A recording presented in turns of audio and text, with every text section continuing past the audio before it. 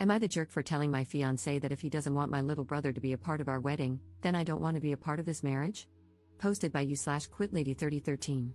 I'm 30F and currently 2 months pregnant with my first child. I'm engaged to my fiancé of 3 years, James, 31M. For a little background, when I was 15, my parents had my baby brother. 5 years later, when I was 20 and Matt was 5, my parents and Matt were driving home when they got into an accident, resulting in my parents' death. After the accident, I was completely devastated, but I had to pull myself together for my brother. The following month, I buried my parents, and with the help of my aunt and uncle, I applied for guardianship of my brother. It took about 7 months before I was approved. I had to secure a stable job and income, which I did, and proper housing for me and my brother, which I managed by using money from my inheritance to buy a house. It was difficult at first, working while looking after my brother, but over time, it became easier, though it still has its ups and downs. However, I would do it all over again for him. I met my fiancé when I was 27 at a gathering, and we just clicked. After 3 months of dating, he proposed.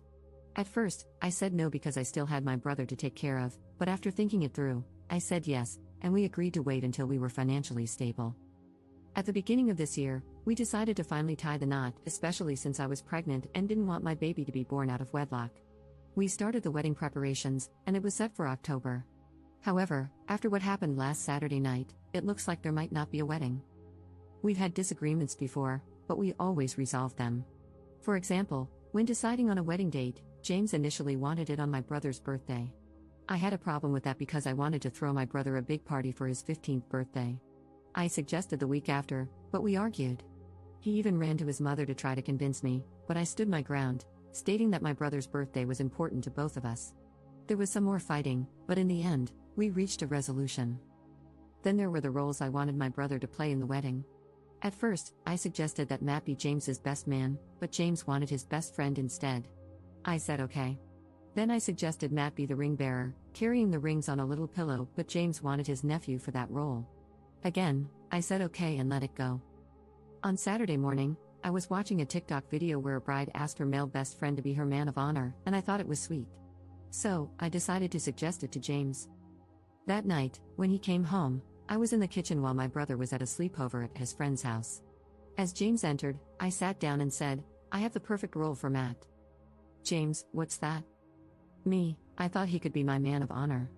And instead of wedding parties pairing up as couples, they could walk out as singles." "James, what?" "Me, man of honor, or I'll call it my brother of honor. It would be lovely." "James, but I thought you wanted my sister to be your maid of honor." "That wouldn't work." "Me, I never agreed to that." "And what about my brother? I want him to play some role in my wedding." "James, I was thinking he could be a guest and just sit in the rows." I was completely shocked. I wanted my brother to be part of my wedding, not just some side guest. I didn't know what to say. His whole family was playing some part in the wedding, and most of my bridesmaids were his cousins, only 2 were close friends. Yet, he couldn't grant me this? I stopped what I was doing and told him no. It was my wedding too, and I wanted my brother to be my man of honor. He insisted that his sister was a better choice, and that my brother should just be a guest. He also said he didn't want children in the wedding party. I completely lost it, and the argument escalated from one issue to the next. Since Saturday, James hasn't come home. He only sent his brother to pick up some of his things, and his mother and sister have been blowing up my phone, calling me selfish and saying, "So what if your brother is a guest?" The last time they called was Wednesday night, and I went back crap insane on both of them, using language I'm not proud of. I ended the call by saying, "Yes, my brother is more important than James in this wedding. If it's happening, I will never put James ahead of Matt, so I'm effing sorry. Tell James to contact me if he wants to talk things out." Notable comments. Commenter. I was going to suggest your brother walk you down the aisle, but then I kept reading. This is just filled with red flags. I'm gonna bypass the whole fact that your fiancé has filled every bit of the wedding roles with his family members. And out of 365 days in the year, he wanted the wedding to be on your brother's birthday. I'll simply say, I'd bet money on your fiancé pushing for your brother to leave the house after the wedding so that it's just your family, him, you, and the baby. Not the jerk, call off the wedding. Commenter. Your dude dropped his mask a bit too soon, he thought he had you locked down. It's better to untangle yourself now and call it a bullet dodged. You deserve better. Update 3 weeks later. Hello everyone, I'm very sorry I didn't get to update you earlier due to being busy with work, canceling all my wedding preparations, and preparing Matt for sports camp. I want everyone to know that I will not be marrying James. We broke up. Well, on Friday, the week after posting my original post, I got a message from James asking to meet and talk. I agreed, but only if I could choose the day, which he accepted. I picked Sunday since I knew Matt wouldn't be home all day. After notifying James, he arrived around midday with his mother. I was shocked when I opened the door and let them in. They sat in my living room without saying a word for a few seconds, making the moment even more awkward. Then James finally spoke, saying he was sorry for leaving and staying away because he needed time to think. His mother then started condemning me, saying I wasn't acting like a future wife and that I should consider my future husband's thoughts, along with many other comments. She said to me, I'm disappointed in you. You're getting married, and you need to stop acting like this toward your future husband. I scoffed at that, then turned to James and asked what his problem with my brother was. It turned out his issue was that I was giving more attention to my brother than to him. He sat there silently for a while before finally stating that he wanted a life with me and our unborn child, but not with Matt.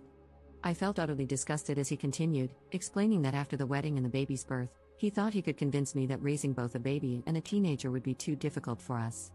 He said it would be best for me to send Matt to live with my uncle and aunt, though he would allow me to continue supporting Matt financially. I was completely shocked. Before he could say anything else, I told him, sorry, but no, that isn't happening. My brother isn't going anywhere. I stood up, took off the ring, handed it back to him, and told him it was over. Both he and his mother immediately started arguing, saying I didn't have to do that, and that I would regret my decision. James began crying, begging me to reconsider, but I simply walked to the door, opened it, and gestured for them to leave. A few minutes passed before they finally walked out, with James still crying and pleading while his mother called me nasty names. Later that evening, his sister and mother blew up my phone, cursing me out. I only responded to tell them to have James come pick up his remaining belongings. There are a few things I would like to respond to. 1. I saw many asking why I didn't choose Matt to walk me down the aisle. I gave my uncle, my father's older brother, the role because, after the funeral, he was there helping me obtain guardianship, and has been there over the years for both me and Matt. 2. Many of you advised me to terminate so I wouldn't have any ties to James, but I'm sorry, I had to think it through, and I don't want a termination. I decided to carry the baby to full term. 3. As many of you stated, I should sit down and talk to my brother to see if James ever mistreated him when I wasn't around, which I did. However, he said no, that James mostly ignored him, and he did the same. Plus, I also told him that the wedding is off. Relevant comments. Commenter. Get a lawyer now or leave the state before the baby is born. You do not want to deal with these people any more than absolutely necessary. Ops response. I will consider those options, but right now, I will focus on the pregnancy, my health, and my brother. Commenter.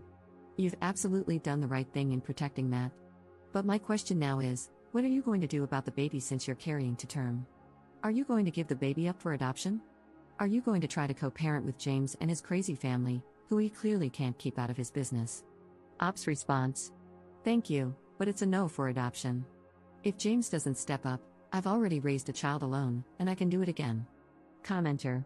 The problem isn't whether James steps up or not, he'll fight for custody because of his mother, and once he has some, your kid is going to spend 100% of James's custody time with his harpy mother, who will be feeding them a whole lot of lies about you, directly.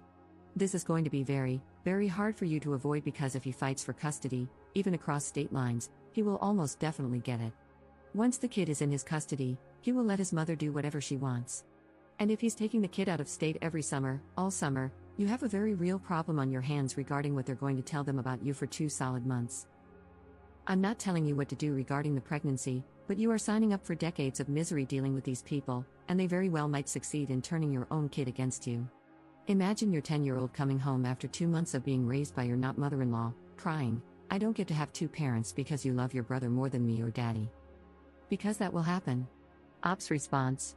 I honestly get where you're coming from, but I'm prepared to fight tooth and nail to get full custody. I'm taking screenshots of the messages his mother and sister are sending me, and I'm planning to seek out a lawyer and begin the process. So, thank you for your concern. Second update 6 months 2 weeks later. Hello everyone, first and foremost, Happy New Year. It has been a while since my last update, but I'm back to provide some news. I want everyone to know that I gave birth to a beautiful baby boy whom I named after my father, and things have been going well between me and the baby. Matt is excited to have the baby around. My uncle and aunt were present during my labor and delivery, and the day after my son was born, James and his parents visited the hospital. However, I only allowed James to see our son. According to my aunt, James's mother attempted to make a scene but was quickly silenced by my uncle, who threatened her with police action. My aunt and uncle moved in after my discharge and will stay with me until June. That isn't the only update I want to share. Last Friday, James came over to see the baby after asking to talk. He asked if there was ever a chance for us to get back together, to which I immediately said no, telling him that the day I returned the ring was the last time we had a romantic relationship and that all I'm looking for and hoping for from him is a co-parenting relationship. It took 10 minutes before he reacted, but he agreed and left. So, I'm currently looking for and scheduling meetings with lawyers to establish a suitable co-parenting schedule for us, which I hope he agrees to. Aside from that, I'm looking forward to raising and providing for my baby and Matt so they can have the best life possible. I'll keep everyone posted on any updates, and once again, thank you for all of your comments and support. Notable comments. Commenter. Congrats Op, so glad you, the baby, and your brother are happy and doing well. Make sure you get sole custody and supervised visits for James so his mother and sister don't get any time alone with your son. They'll be a disruptive and dangerous influence on him. Include clauses stating that your child and brother son should be raised by your aunt and uncle in case of an unexpected death, and if your brother is of legal age, he can be considered as well. Don't underestimate the grandma or sister, they'll dig in for a fight, and I wouldn't be surprised if they tried to abduct him if they thought they could get away with it. As another poster mentioned, make sure all their unhinged behavior is documented, the calls, texts, outbursts at the hospital and your home, so it can help with your custody case. Even consider a restraining order against those two harpies for all the abuse they heaped on you while you were pregnant. But make no mistake, that beach will continue to come for you and the baby. Keep your guard up and fight.